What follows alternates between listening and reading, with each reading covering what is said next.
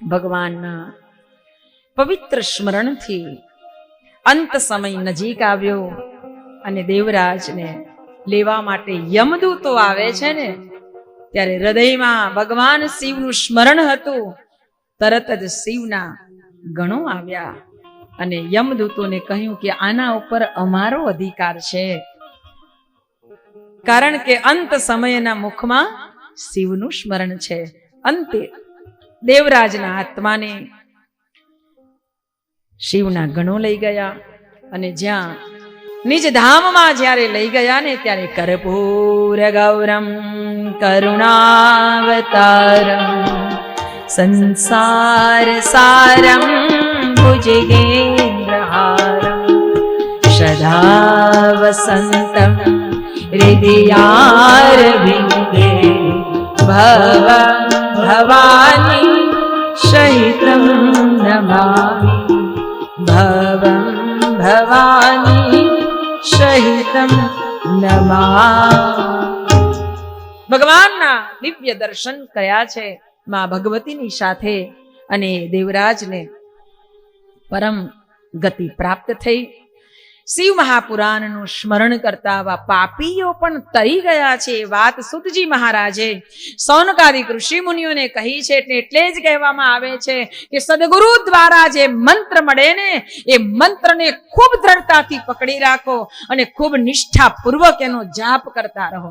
અને એમાંય આ નવરાત્રિ અનુષ્ઠાનનો આ સમય અને એમાં આપણે બધાએ જ્યારે પરમ પૂજ્ય ગુરુદેવ મહાકાલ સ્વરૂપ પ્રજ્ઞા અવતારે ગાયત્રી મહામંત્રની દીક્ષા આજ સુધી કોઈએ ગાયત્રી મંત્રને મુક્ત નહોતો કર્યો. હજારો વર્ષો વીતી ગયા.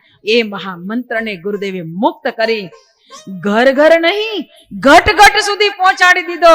અને આપણે બધા એનું જ્યારે સ્મરણ કરી રહ્યા છીએ ત્યારે એક વાત મને જરૂર કહેવાનું મન થાય કે મારા ગુરુદેવને ખબર હતી કે આવતા સમયમાં કલિયુગની અંદર એવી પરિસ્થિતિ આવશે કે વ્યક્તિ એટલું બધું બેસી નહીં શકે, સાધના માટે સમય નહીં કાઢી શકે, એને બહુ જ આમ એટલો બધો કામમાં વ્યસ્ત હશે, તો એને કેવી રીતે ઉદ્ધાર કરીશ?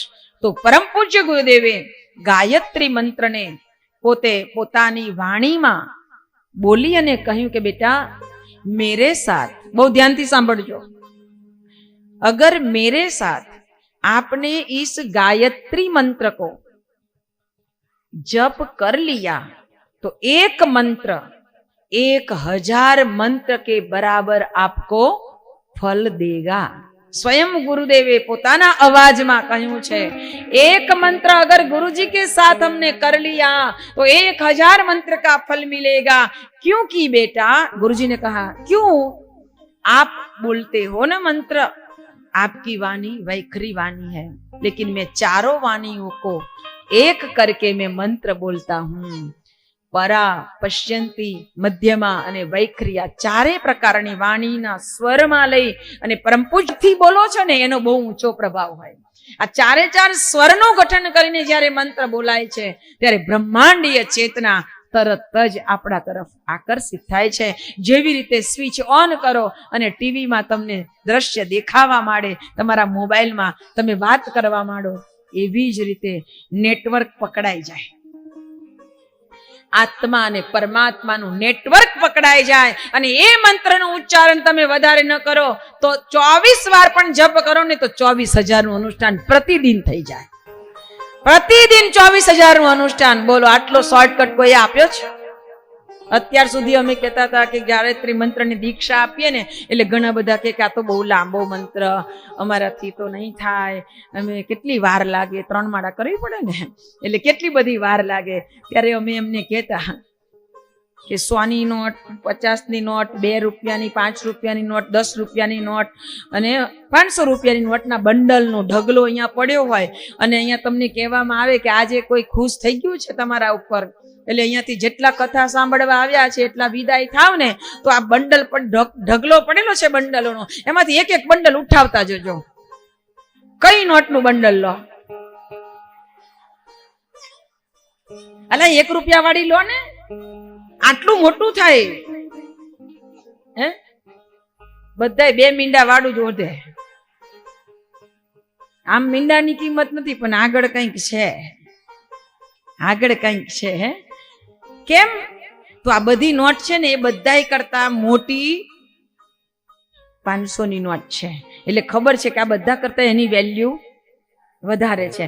આ બધાથી જેટલું ખરીદી શકાય એના કરતા પેલાથી વધારે ખરીદી શકાય છે.